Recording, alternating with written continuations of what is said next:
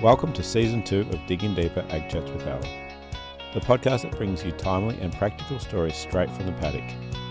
From sowing to shearing, fire to flood, and everything in between. We're here when it matters most. Each episode taps into real experiences, expert voices, and grounded advice that helps you stay ahead on farm. I'm Alistair from the Gippsland Ag Group, a grassroots, farmer-led network in Gippsland, focusing on soil, grain and fodder, pasture and livestock. We're here to support producers in building resilient and profitable enterprises across our region. So let's dig in. Welcome everyone to Digging Deeper. We've got our regular guest Morgan Davies from Elders here. How you going, Morgs? Very well, thank you, and thanks for having me back. Always a pleasure. Always much anticipated your sessions here. Now, you've actually just jumped out of the car. It's 5 o'clock on a, Thursday night? Yep. Where have you been? Yeah, just been over to Barnawartha. We were representing some clients selling cattle over there.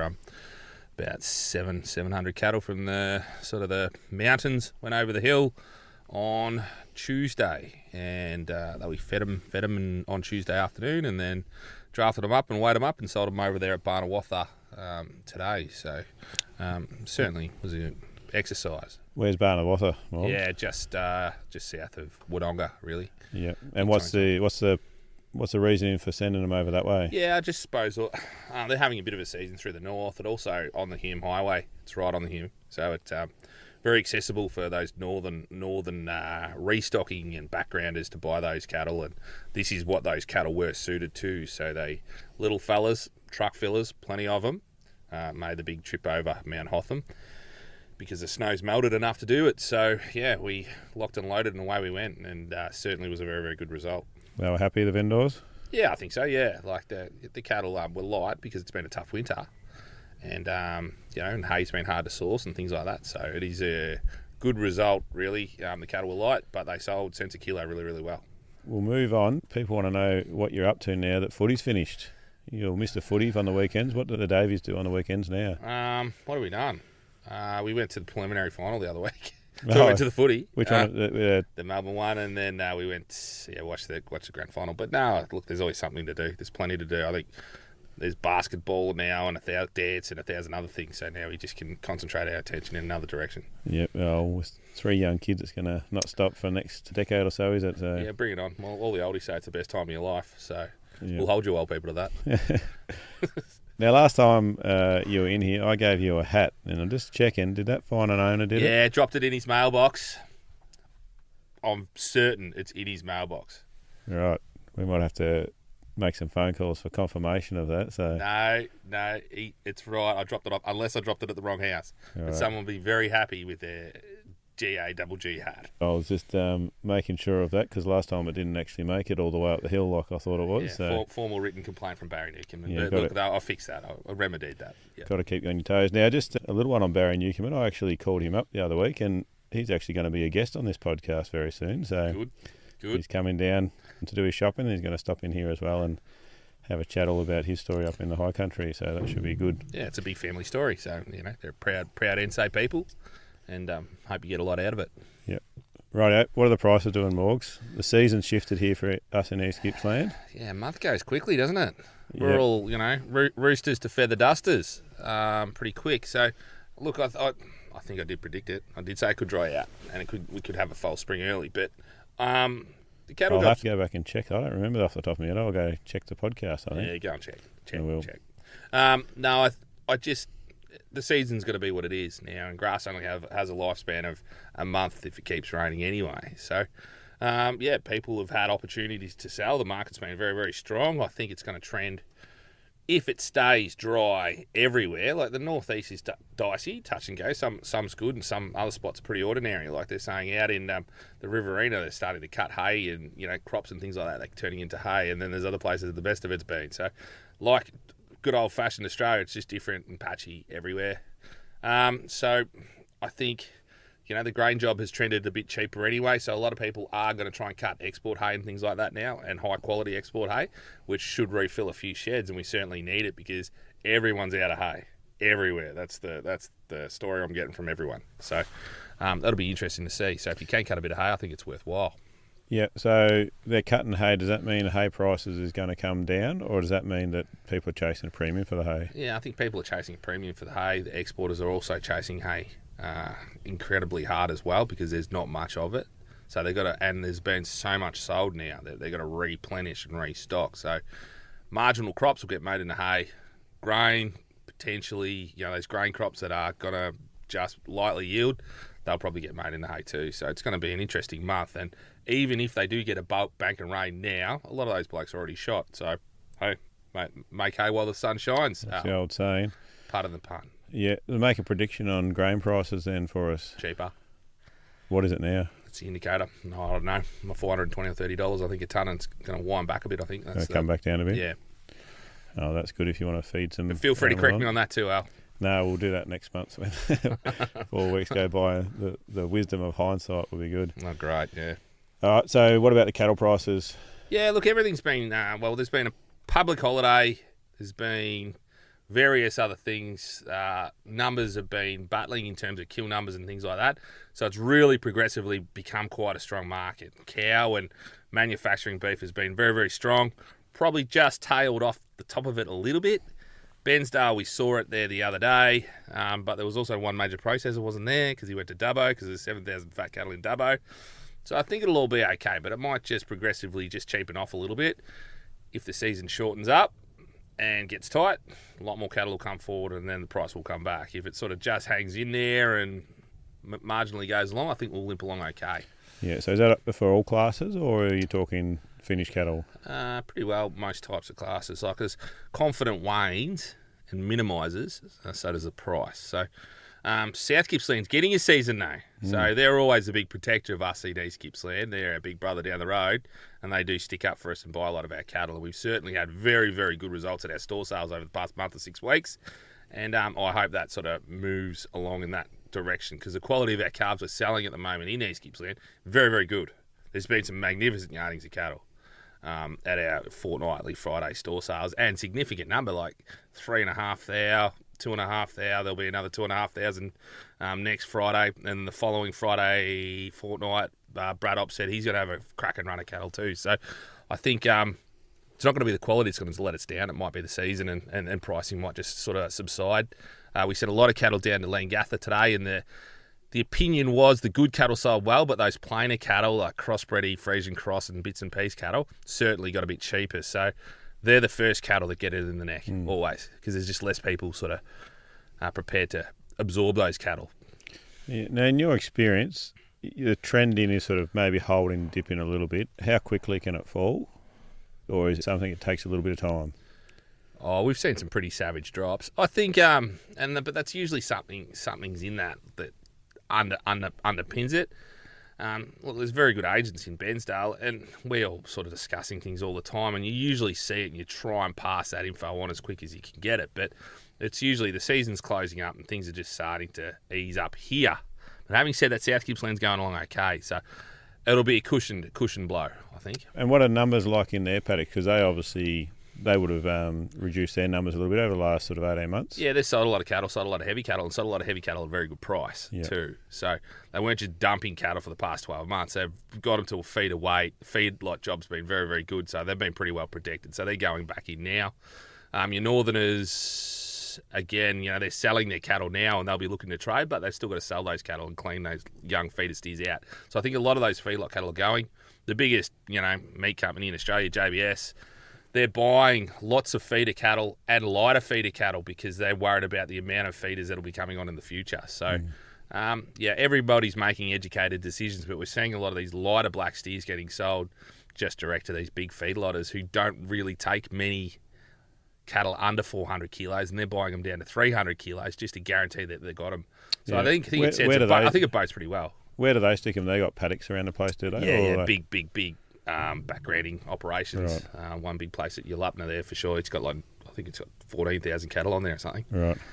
And they need to buy 3,000 or 4,000 a week to just fulfil their usual feeding programs. Yeah, they'll be breeding them soon, won't they?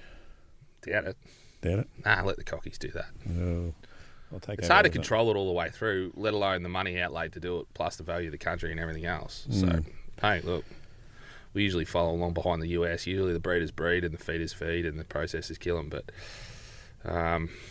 certainly things change all the time. Yep. It's moving. Obviously, someone will plan it. Someone will try something. Yeah. Now, the sheep job, what's going on there? Yeah, a lot more lambs are starting to come on. Everything stayed pretty strong all the way through. Yeah, are we finished with old lambs, or we got just suckers in there? No, they're just starting to wind out of the last of the old lambs now. Young suckers are starting to come. It's going to be, as we've said a while ago, short season of suckers, and then a lot of those shorn lambs and things like that will come on. If you're talking locally, Bensdale's had some pretty good lamb markets, I believe. You've had some insane sales. A fortnight ago was very, very dear. We saw sort of $13 and $14 a kilo for some light lambs. Like killable, or they stores? Yeah, they were killable. They were good.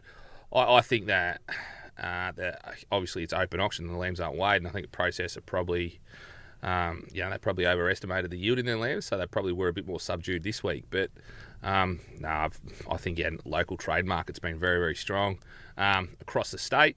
Everything stayed pretty firm, really. Like maybe a shade cheaper, and there's more numbers coming, but I think it's all trending pretty well. Cull sheep $7.50. That hasn't changed a lot in 3 months now, has it? So it's good. Well, it's one of the more stable sections of times that I remember in the sheep job. Touch wood, Al. It can always change.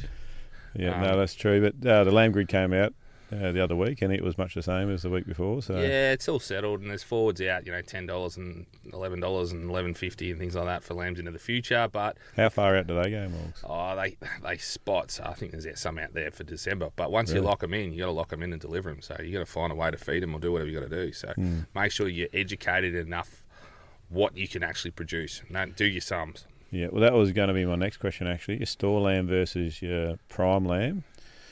Are people going to be dipping out? Because I've seen some pretty ridiculous prices for store lambs. There's a lot of store guys going to offload early, are they? Or are people going to hold on and chase the heavyweights? What's your gut feel? I always think like the lamb job's different to the cattle job. Like the cattle job, there is specific breeders of weaner cattle, and they line them up and sell them every year. Lamb people always judge it and gauge it on the season and price and all the variables.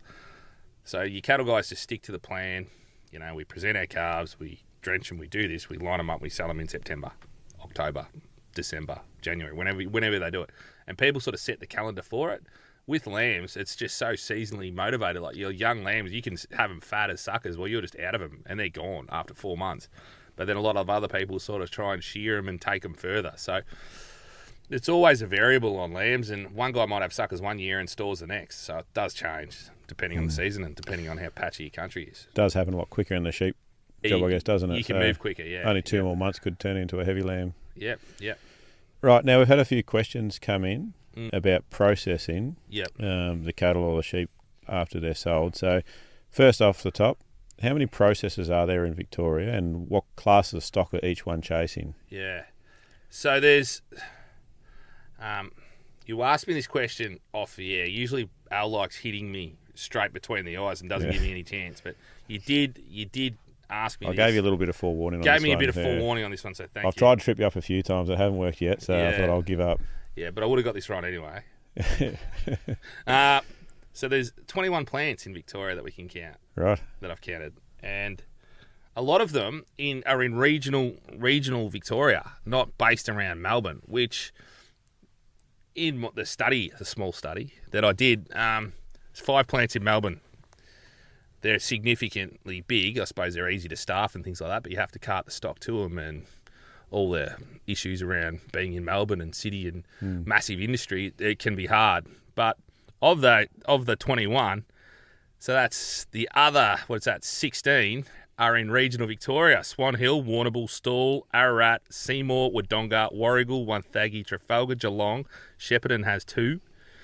Tatura, Moe, Cobram, Wangaratta, Nathalia, Tallangatta, Kyneton, Colac and Orbost. You could just make a song out of that. Yes, I think they've already done it. So there's quite a few that I recognise in this local area, Morgs. Yeah, I think there's 5. If you want to claim Pakenham, we claim O'Connor's, who are a massive plant. But no, we're not claiming them. I said they're Melbourne. But so there's 5 processors in Victoria and that can handle considerable numbers, and they're all, there's cattle plants and sheep plants amongst that, so they can handle all types of stock. So that's a good thing, really. Yeah. And we're holding up our end of the bargain pretty well, I believe. Plus, you've got Melbourne on our doorstep as well. So, a lot of these plants are dual animal plants. Yeah, right. And then you've got your specific, export plants, which kill a heavy, cow. Export plants kill cow and process those heavy ox. And then you've got your domestic plants, which usually kill the lighter stuff. In the sheep job, your export plants kill a lot of sheep and light merino mutton and things like that, and light merino lamb, and they are bag lambs or MK, which they get pulled a bag straight over them and sent them overseas for processing and breakdown. So that's become a massive trend. A lot of lambs going direct straight after slaughter as smaller light lambs, packed up into containers and sent overseas and broken down over there. Are they frozen or chilled? Chilled. Just chilled. Yeah. Yeah. So that's become a massive part of industry that probably was never really there 10 years ago. The biggest. Why is it? I'm assuming it's financial partly, but is there also like a staffing thing that it just takes less staff to get them? Oh, I just think it's what the buyer, what the customer requests. So again, there's still live export for sheep, less and less of it, none out of Victoria. So this is just the byproduct of that. We're doing it here. The biggest plant that processes the most stock in Victoria is based at Warrnambool. Right. It's not even at Melbourne. Yeah. So they're Who are they? Midfield. Yep. Family-run operation, an amazing story. Now Midfield, they've become the bands for the sheep sale, haven't they? Yeah, they're there every week, and they're certainly there in the cattle market too, and very, very competitive. They in the cow cattle job, they process a lot of cow, and a lot of the heavy manufacturing stock. And they do that all across, and they buy thousands of cattle everywhere. I think they're killing up to 1,400 cattle a week. A day. A day. A day. They're huge. And, they buy feedlot cattle and things like that. So they're very, very aggressive, and they're well positioned to manoeuvre where they are, and they buy a lot of cattle out of SA and out of Alice Springs and everywhere. So they're a huge operation. And in the sheep, they buy a lot of cull sheep, a lot of merinos and things like that. So are they on the one site, or they have multiple sites over there? No, one site. Yeah. Yeah, so it's just huge. What's the story? You said it's an amazing story. Yeah, it's a family story started by the McKenna family. And they've grown it and developed it. Colin McKenna, the father, actually died this year.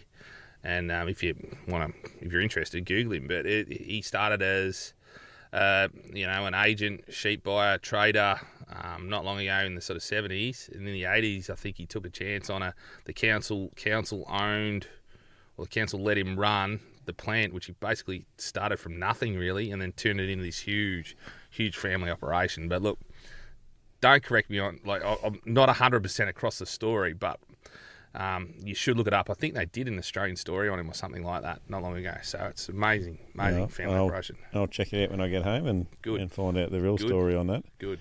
Whatever I don't know, I'll make up anyway. Yeah, confidence, and everyone will believe you. Now, question as well. Sometimes we go to the sale yards, and some producers think those buyers, they travel up together and they work together, and they're sorting out the price before they even get there. How much truth to that? Oh, look, there are buyers that travel up together. I think once you get there in the market, it's game face on. It's like agents. We get along, and we're still very, very competitive. I think it's a fallacy. I think no buyers, especially really, if they're got to be competing against each other, they don't particularly like each other. We see a lot more clashes than we see friendships.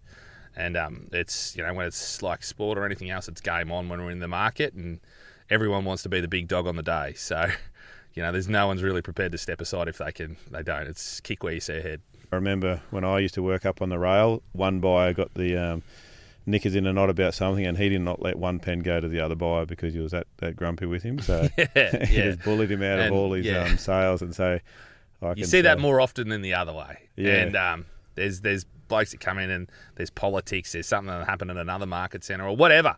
But I think those days are gone, especially with sheep making so much and cattle making so much. These guys need them, and they want to do business. And when they're there in the game, in the fight, they're certainly throwing their best foot forward. Yeah, and the other thing to note is sometimes they're not chasing the same class of stock, are they, as each other? No, look, as I read out, all those different plants, they do different jobs, but there's, heavy and trade lambs, and we talk about export lambs and everything else in the supermarkets. They buy their specific types of lambs as well, and the local domestic guys buy lamb to suit their own products. So there's everyone handles something or similar to 5 or 6 of the others, so there's always a bit of competition. So the key is to get them all there. All these major centres, so all the major lamb markets have nearly all these guys operating, and then those smaller markets seem to have less of them. That could be that's your major difference, but they need to go and buy a load of lambs or a load of sheep, or else there's no point in having a buy there. And as for the cattle job, it's pretty similar. It's pretty competitive to get stock, and when they're on a good thing and they're sourcing well, they don't tell anyone else about the other one. It's not up to them to find where they got the better lambs or what's running. It's up to the buyers and agents making sure that everyone knows where the stock are and what they're doing. Yeah, so that's another point we'll touch on, is especially looking at the lambs coming into the market. What do we want to be sending in there? And if they get to a certain, I guess, weight, are we sending them somewhere else? Or if they're light, are we sending them down to Ballarat or Bendigo? No, again, it's always a variable. Like, it's $6 or $7, $8 to get a sheep or a lamb to Ballarat. So if you can sell them closer to home for pretty similar money, that's $8 back in your pocket, right? So I do think you need to engage your agent and make sure you're selling the right stock in the right spot. Horses for courses. It's the number one thing. Heavy sheep are selling well in Bairnsdale, and the really light sheep are selling pretty well in Bairnsdale too, but it is a fluctuating market. Hasn't always been the case, though, has it? No. But again, as I said, like, this market's sort of growing and developing, so we're really trying to nurture it. We want to make sure that these guys turn up every fortnight and get a load of sheep and be happy with their stock. And the beautiful, neat, tidy lambs always sell very well in Bairnsdale. Then it's the secondary ones that probably have lacked, or the heavy sheep. You miss a heavy sheep guy, and you can be $20 out on the sheep. So we try and do our best homework we can to make sure they're there. Sometimes they just don't turn up and the job is softer because they bought sheep elsewhere or whatever. So you do have to be across it. But then in the major market centres, like your Bendigos and Ballarats and Wagga Waggas, there's companies like Fletcher's that are at Dubbo that want to clean up all the heavy sheep, and Corowa as well. They've got these guys coming down and they've got a big price for heavy sheep and heavy lamb. So if you're on your job and you know what you're doing, you've got to talk to your agent and make sure you got your right stock in the right spot. And that's our job to do. If you're telling a cocky to send his lamb in, what's a perfect lamb for you that rocks up at the store market? Yeah, so back in the day, they always said a trade lamb, and this is something that's happened pretty quickly, really. Trade lamb used to be 18 to 22 kilos, right? Which is not a big lamb. It's just a nice little fat loined lamb that doesn't take a lot. Now a trade lamb, they want a trade lamb sort of 22 to 26 kilos. And a heavy lamb now, which used to be 24 to 30 kilos, a heavy lamb's now 26 plus. So actually the stock are getting bigger. And the processes are changing what their requirements are. They don't really want to kill lamb under 20 kilos now. No. That's a restocking lamb now. I was cleaning out my grandfather's shearing shed about 6 years ago, and he kept every single newspaper that he ever owned, I think, and I was going through some just looking. I saw an ad for a butcher shop. It was half a side of lamb, and they were quoting them 16 to 18 kilos was their size sort of thing. So that was probably 50 years ago. Half a side, yeah. Yes. Sorry, for the full animal, but... Yeah, so half a size, 8 kilos. Yeah, and so, but that's... Back then, that's what it was. They were chasing sort of 16 to 18. 16 to 18 kilos. So the stock are getting bigger, better genetics. Faster growing. Better feeding, better processes, more efficient. And that's the other thing. You look at all these plants, they have become more efficient. So they've got to be 100% efficient with the power, the labour and everything else that they're doing. So they've got to make sure they're earning as well. And you look at some of these big exporters, the stock are getting bigger. So the big grain-fed steers are getting fed for 150, 60 days now, which that was pretty uncommon 10, 15 years ago. But now there's, O'Connor's cattle are, they're 800 and something kilos now rather than 600 to 700. So just imagine that weight differently in your plant. But it also minimises their costs, I suppose, of production. But look, I'm not a processor, so... Yeah. Well, what about the cattle then? What's a perfect pen of cattle look like when they come in? Like fat cattle, or is there an issue with numbers? Is there? No, look, there is and there isn't. I think you need to do the right thing at home to make sure your cattle present well and sell well. But weaning, temperament has become the biggest biggest seller of all stock now. People need to have a good experience when they sell their stock. When they buy stock. So if someone buys cattle, they never complain about them being too quiet. If your cattle come off and they're running around and things like that, unweaned, pink eye, and all these other things flow on, there's always an issue. But I think Temperament, if you can spend time with your stock and wean them properly and wean them correctly, and someone buys them, they'll fall in love with those cattle and they'll be back. And that's what you want. Repeat buys and as many of them as you can get. And that's why a lot of these people come and buy so many East Gippsland cattle now, and we're building a very, very good reputation for having high quality cattle where we're getting good results. But I think because the cockies are doing such a good job in the weaning programs, and the temperament, I think temperament's going to be huge, and it's going to become more important as the demographic of your cocky gets older and bullock fattener gets older. They want to just walk around or limp around their cattle and make sure they're quiet and don't get knocked over. That's the key. So quiet cattle. What Temperament, about? I was in the yards the other day, someone processing a few hundred cattle, and they're trimming up all the tails and things like that. Is that something? Is it more of a it's just individual thing, or just is a it presentation thing? Yeah. Does it matter at the end of the day? Oh, not really. No. I'll put my shears away then. Oh, the old fellas back in the day, they used to look at the length of the tail and think the animal was older or something like that. So, but they do look tidy when they're all banged up. Some cattle come in and they've been on a crop of green and they're covered in shit, and people don't like it. But can I say shit? I've said it twice now. Said it twice now. Snow will just tick a box for us. I'll have to tell her you got to tick a box. Vulgar language. No, I think presentation is a good thing, but the cattle, good genetics, cattle cover, nice loin, everything looks good, quiet. I think you're going to have a lot more people going on those cattle for sure. Someone mentioned pen size to me the other day. You think there's something in that? Like if you had 6 or 7 rather than a nice neat pen of 20? Yeah, but then you got your blockies at like 6 or 7. They can't go on the 20 cattle. So it's just horses for courses, I think. Right. Big runs of steers and things like that always sell well with their brothers standing next to them or the sisters standing next to them. And so a bigger buyer will roll into those cattle and put a load of them together or a deck of them together. Certainly those higher end feedlotters and backgrounders and agents and professional cattle buyers that commission buyers want to buy numbers. So I always say numbers are good. Yeah. Nice one. Now, I think we've wrapped it up. Anything else from you? No. Have you thought about your last question? What have I learned this week? This month. It's been a whole month. This month. Yep. You're always learning something, but what is you learnt that's surprised you? What surprised me this month? What surprised you this month? No one's ever thrown that back on me.